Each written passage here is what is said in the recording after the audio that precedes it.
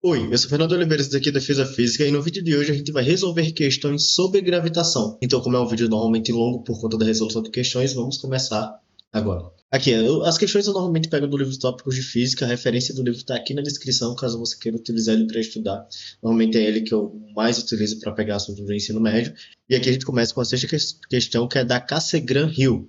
E ela fala o seguinte: um satélite de telecomunicação está em sua órbita ao redor da Terra com um período T. Uma viagem do ônibus espacial fará a instalação de novos equipamentos nesse satélite, o que duplicará sua massa com relação ao valor original. Ou seja, a massa final seria igual a duas vezes a massa inicial. Ele fala aqui, o que duplicará, considerando que permaneça com a mesma órbita, seu novo período T' será de quanto? Vamos lá. Para entender isso daqui, a gente tem que saber como é que funciona a terceira lei de Kepler. E a terceira lei de Kepler, ela faz realmente uma relação entre corpos que estão em órbita de outros. Então, aqui a gente tem um ônibus espacial que está ao redor da Terra. E saber que é um ônibus espacial é muito importante. Por quê? Porque a gente tem um ônibus espacial que está girando ao redor da Terra, aqui a uma determinada distância, e ele tem um determinado período de rotação, de translação ao redor da Terra. A massa da Terra é muito maior do que a massa do ônibus espacial. E esse detalhe é importante. Por quê? A terceira lei de Kepler nos diz que quando a gente está relacionando esses corpos que estão em órbita de outros, a gente tem uma regra muito específica que ela diz que o tempo ao quadrado, o período ao quadrado, dividido pela distância ao cubo, vai ser um valor constante, isso de qualquer corpo que esteja, por exemplo, girando ao redor da Terra. Normalmente se é visto isso quando você pega a Terra girando ao redor do Sol e os corpos também girando ao redor do Sol. E por que eu falei que o fato da massa ser muito menor é importante? Porque, na verdade, essa lei aqui, essa constante, ela tem uma equaçãozinha. E essa equação, ela é basicamente a seguinte: 4π quadrado sobre G M sobre a soma das massas desses corpos que estão interagindo. Só que quando você relaciona corpos muito maiores com corpos muito menores, essa soma aqui você ignora a massa do corpo menor. Então isso aqui acaba ficando 4π quadrado dividido por Gm. E como consequência disso, a gente tem exatamente a situação de que a massa do corpo menor independe do período que vai estar relacionado a ela. Então, esse corpo menor vai se movimentar independente da massa, a não ser que você tenha uma massa muito grande. Dificilmente você vê isso no ensino médio, porque quando você vai trabalhar com essas variações de períodos por conta de massas muito grandes, você está vendo uma relação, por exemplo, entre sistemas estelares, em que você tem duas estrelas que têm massas próximas, aí sim você acaba podendo fazer um cálculo relacionado a isso. Mas nesse caso aqui, com essa situação, você tem na verdade que dar uma constante.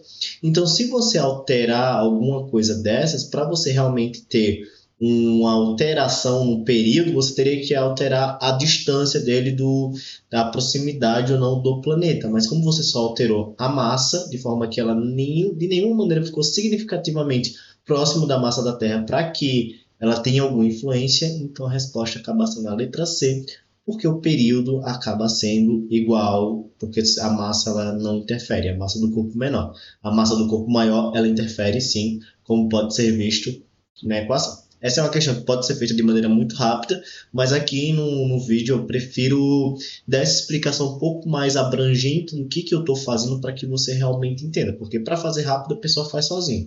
O vídeo é realmente para ter uma explicação melhor do conteúdo em si, para que às vezes você entenda a nuance ou algumas coisas que talvez você não pegou direito quando estava estudando, e vendo essa questão fica melhor de se observar. Agora vamos para a questão número 11, que também ainda trabalha com a terceira lei de Kepler, que ela fala: em torno de um planeta fictício, gravitam em órbitas circulares e coplanares dois satélites naturais, Taurus e Centauros. Sabendo que o período de revolução de Taurus é de 27 vezes o de Centauros, ou seja, o período de revolução de Taurus vai ser igual a 27 vezes o período de revolução de Centauros. É sempre bom ir anotando o que você está fazendo. E que o raio de órbita de Centauros, vamos lá, o raio de órbita de Centauros vale R. Então esse R aqui vai ter relacionado a Centauros. Vou botar um RC só para facilitar o que eu estou fazendo, mas no final, se você quiser dar a resposta para o raio de Centauros, você trabalha com R. Ele pede aqui qual é o raio da órbita de Taurus. Eu tenho que saber qual o raio da órbita de Taurus. Para eu saber isso, eu utilizo a terceira lei de Kepler, que ela diz que se eu pegar um período de órbita ao cubo dividido pela período de órbita ao quadrado dividido pelo raio de órbita ao cubo, isso daqui vai dar um valor constante. Ou seja, se eu pegar o período de órbita do Taurus ao quadrado dividido pelo raio do Taurus ao cubo, isso daqui vai dar um valor que é exatamente igual ao valor que se eu pegar o período de órbita de Centauros ao quadrado e dividir pelo raio dos Centauros ao cubo. Então aqui só tenho essa equação. O que eu vou fazer? Vou substituir o que eu tenho aqui. Então ele diz que o período do Taurus é 27 vezes o período do Centauros. Então eu vou substituir esse T Taurus pelo 27 TC aqui. Então aqui eu vou ter 27 ao quadrado vezes t centavos ao quadrado. Tem que sempre lembrar do que você tem um quadrado aqui. Isso daqui dividido pelo raio do Taurus ao cubo vai ser igual a, eu tenho TC ao quadrado dividido pelo R, eu vou botar só R mesmo, porque eu não vou ter muita confusão, ao cubo. Então daqui o que eu posso fazer? Corto esse com esse, e eu vou dizer que eu vou passar esse daqui para cá, e vou passar esse daqui para cá. O raio do Taurus vai ser, então, a raiz cúbica, porque eu já vou passar esse cubo aqui na raiz para o outro lado, e R ao cubo multiplicado por 27 ao quadrado. Só que aí eu vou fazer um joguinho matemático melhor, vamos lá.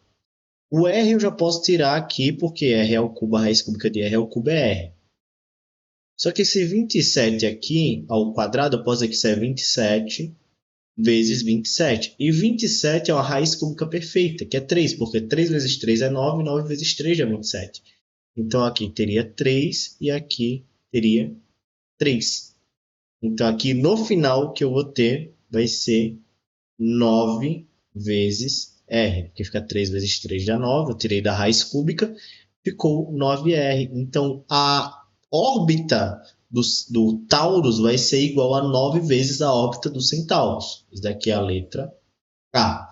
E a letra B fala o seguinte: o intervalo de valores possíveis para distâncias que separam os dois satélites durante seus movimentos em torno do planeta é.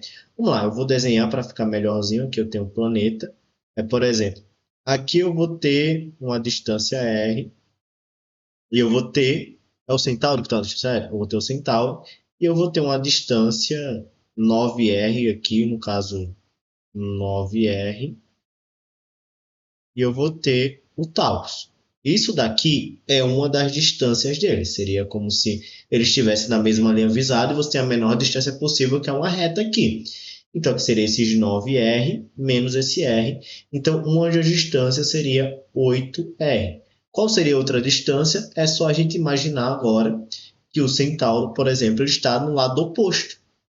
Ele está meio que para cá.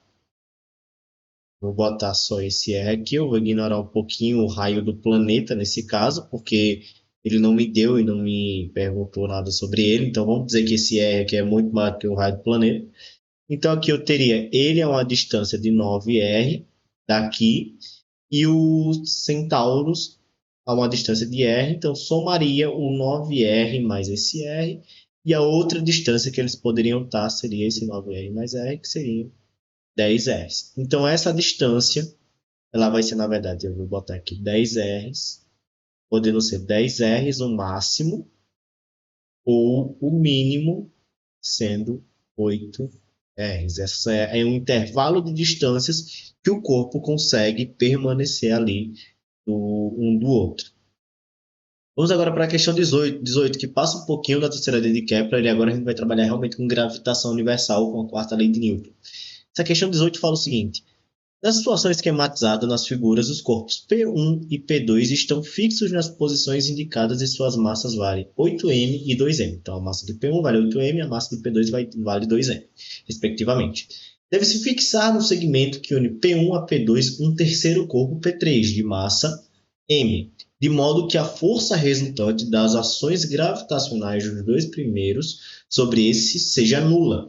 Em que posição deve-se fixar P3? Resumindo, eu vou colocar P3 em alguma posição aqui nesse meio, de forma que a força que P2 vai fazer nele tem que ser exatamente igual à força que P3 vai fazer nele, porque que P1 vai fazer nele, no caso. Porque se eu somar essas forças, a soma der zero, uma vai puxar para um lado, outra vai puxar para o outro, tipo cabo de guerra da vida. Então, eu vou dar a condição de que a soma das forças tem que ser igual a zero, então as forças têm que ser iguais, sentidos opostos, mas iguais, e assim eu vou chegar no meu resultado, sabendo qual é a posição que ele vai estar aqui. E como é que eu posso dizer isso? Matematicamente, para chegar no resultado, eu posso dizer que a força que um faz em 3 tem que ser exatamente igual à força que o 2 faz em 3. E qual é a força que um faz em 3? É a força gravitacional, que vai ser G vezes a massa do 1, que é 8m, vezes a massa do corpo 3. Eu vou deixar um mzinho pequeno para facilitar. E isso daqui dividido pela distância do 1 ao quadrado. Porque a força que o 2 vai fazer no 3 vai ser a equação da força gravitacional, que seria o G, multiplicado por 2m, que é a massa do 2, multiplicado por mzinho, dividido pela distância do 2 ao quadrado. Elas têm que ser iguais, então eu vou igualar. Você vai ver que pode parecer um pouquinho complicado, mas na verdade isso aqui é uma facilidade muito grande. Por quê? Porque eu vou ter aqui ó, G vezes 8m, vezes esse mzinho, boto aqui D1 ao quadrado, que vai ser igual a G, 2m's, mzinho, dividido por D2 ao quadrado. O que a gente pode ver aqui? Que a gente tem um G igual o outro de um dos lados. Aqui já tem multiplicação, então a gente pode cortar. A gente tem um M que é igual dos dois lados. A gente tem um Mzinho que é igual dos dois lados. Então o que sobrou foi o 8 e o 2. Eu ainda posso simplificar esse 8 aqui, dividir por 2 e fica 4. No final, vou passar esse D2 para cá, multiplicando, ficaria aqui D2. Na verdade, eu vou passar o D1 para lá, fica melhorzinho, vou passar o D1 para cá. Então, D1 ao quadrado sobre D2 ao quadrado vai ser exatamente igual a 4. Como é que eu chego no resultado? Tiro a raiz de ambos os lados, então D1 sobre D2 vai ser igual a 2. Então, D1 vai ser igual a 2D2. Qual a interpretação disso? É que a distância que o corpo vai estar do corpo 1, que o corpo 3 vai estar do corpo 1, tem que ser 2 vezes mais do que a distância que ele vai estar do corpo 2. Aqui a gente tem esse x para indicar uma unidade, tem aqui uma unidade, tanto faz. Não, qual a posição aqui que eu posso colocar, que eu sei que se eu colocar na distância de 1, ele vai estar 2 vezes mais da distância de 2. Eu tenho 1, 2, 3, 4, 5, 6. Nesse caso aqui é importante usar uma boa lógica matemática, que ele vai ter que estar a uma distância de 2 do P2, porque se ele tiver uma distância de 2x do P2 aqui, ele vai estar a uma distância de 4. E a distância de 4x é exatamente igual a 2 vezes 2x, que é a distância do P2, e isso resolve a nossa situação. Então, o ponto é o ponto D. Agora, a questão número 24. Pretende-se colocar um satélite em órbita circular em torno da Terra, a uma altitude de 270 km acima da superfície terrestre, sendo conhecida a constante gravitacional igual a G igual a 6,7 vezes 10 a menos 11 Nm por quilograma quadrado, a massa da Terra, m, 6,0 vezes 10 a 24 kg, e o raio do planeta igual a R, vai ser igual a 6,4 vezes 10 elevado a 6 metros, determine a intensidade da velocidade linear que o satélite manterá ao longo da órbita e b, o período de revolução do satélite. Essa questão aqui trabalha muito com aproximação e trabalha com números. Eu não vou mentir, eu não gosto de trabalhar muito com números. Eu vou dar uma explicada aqui em como se resolve, porque acaba que a pessoa tem que trabalhar realmente muito com números em algumas questões. Primeiro, o que eu vou fazer? Vou pegar aqui a distância que ele está, que seria a altura da superfície, e vou transformar em metros. Isso daqui seria 270 vezes 10 a 3 metros, porque o K aqui do quilômetro quer dizer 1000, que quer dizer 10 a 3. E vou colocar em notação científica. Isso daqui dá 2,7 vezes 10, aí passa duas vírgulas, a 5 metros. Daqui eu tenho já esse valor e tenho todos os valores ali. Ele quer saber qual a intensidade da velocidade. Como é que eu descubro a intensidade da velocidade? Eu tenho uma coisa que é, se o corpo está se movimentando no movimento circular, que ele está se movimentando no movimento circular, eu tenho uma coisa chamada força centrípeta, que é a massa do corpo vezes a velocidade ao quadrado sobre o raio de órbita. Bem, e a gente tem que essa força centrípeta é uma força resultante e ela é exatamente igual à força gravitacional. Qual é a força gravitacional? É a constante gravitacional vezes a massa do corpo maior vezes a massa do corpo menor dividido pela distância ao quadrado. Então a gente só precisa igualar essas duas aqui. E que a gente vai ter que a massa do corpo menor vezes a velocidade ao quadrado sobre a distância vai ser igual a constante gravitacional vezes a massa do corpo maior vezes a massa do corpo menor dividido pelo raio ao quadrado. A velocidade independe da massa do corpo menor. E aqui a gente pode simplificar também essa minha distância aqui. No final, eu sei que a velocidade dele vai ser igual a raiz quadrada da constante gravitacional vezes a massa dividido pelo raio de órbita. Só que é importante observar que esse raio de órbita aqui, na verdade, é a soma do raio do planeta mais a distância que o corpo vai estar ali da superfície. Então, aqui seria o 6,4 vezes 10 a 6. Aqui está 2,7 vezes 10 a 5. Só que para botar no 6 ali, eu vou botar 0,27 vezes 10 a 5.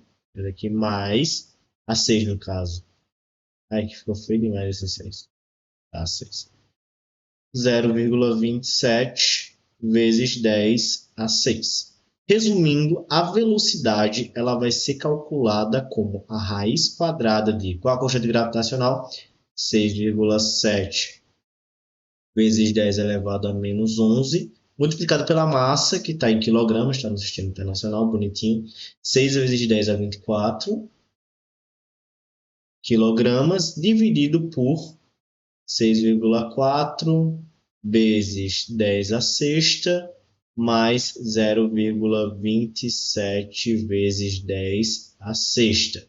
Não vou fazer essa conta aqui só para não ficar muito longo, mas em resumo, isso aqui na verdade vai dar uma aproximação que vai ser aproximadamente 7,8 vezes 10 a 3 metros por segundo, ou para facilitar também, 7,8 quilômetros por segundo. E ele pede o período de revolução desse satélite. Então, para descobrir o período de revolução, a gente está numa velocidade aqui que vai estar rotacionando, e a gente tem uma equação aqui relacionada ao movimento circular, que me diz que o período vai ser igual a 2π dividido pela velocidade angular. E qual é a velocidade angular? Vai ser 2π aqui. A velocidade angular, na verdade, é a velocidade linear dividido pelo raio. Então, aqui é 2πr dividido pela velocidade. Então, esse período, basicamente, é eu pegar 2π multiplicado por aquele 6,4 vezes 10 a 6 mais 0,27 vezes 10 a 6 e dividir pelo 7,8 vezes 10 a 3. Isso daqui acaba dando também aproximadamente 5,4 vezes 10 a 3 segundos. Aqui a gente trabalha com aproximações. Eu só não fiz a conta, porque é uma conta chata, e a gente está trabalhando com aproximações exatamente porque não vai dar um valor exato. Então, essa parte matemática ela não vai dar realmente um boom gostoso para o assunto do vídeo. O importante é você saber quais foram as coisas que eu peguei, como eu peguei, para que eu peguei e como utilizar, do que necessariamente esse jogo matemático. O jogo matemático é importante, mas não é o foco da aula em si. Agora a gente vai para a última questão, que ela é a 41, e ela fala aqui: Dois planetas esféricos, P1 e P2, têm raios respectivamente iguais a R e 5R. Desprezando os efeitos ligados a rotações, verifica-se que a intensidade da aceleração da gravidade na superfície de P1 é g0 e na superfície de P2 é 10g0. Qual a relação entre as densidades absolutas de P1 e P2? Então, é importante você saber como calcular densidade de um corpo. A densidade de um corpo, a densidade volumétrica de um corpo, é o seu volume, é a sua massa pelo seu volume. É a sua massa pelo seu volume. E como a gente está falando de um corpo que é uma esfera, a gente tem que o cálculo para descobrir qual é o volume da esfera é 4/3 de π vezes o raio ao cubo. Então, aqui eu tenho o volume da esfera. Então, aqui eu teria m sobre 4/3 de π r ao cubo. E por que é importante, inclusive, saber isso? Além do fato de que ele pede a densidade absoluta. Porque ele está relacionando aqui as acelerações gravitacionais. Ele me deu aceleração gravitacional. E a aceleração gravitacional, ela é calculada por g vezes a massa do planeta, vezes a massa do corpo, dividido pelo raio ao quadrado. Importante isso. Porque aqui eu vou poder substituir a massa aqui, eu vou poder substituir esse m por esses valores aqui. Vou poder relacionar um com o outro e chegar na relação entre as densidades. Porque, ó, se liga. Se eu pego isso daqui, eu posso passar multiplicando. Então, aqui a massa, na verdade, vai ser exatamente igual a 4/3 de π... Eita, porra, só descer o bagulho. π r ao cubo multiplicado pela densidade absoluta, que é o que eu quero. Então, eu posso substituir esse m aqui. Deixa eu até apagar esse círculo. Posso substituir esse m. Vai ficar, então, g.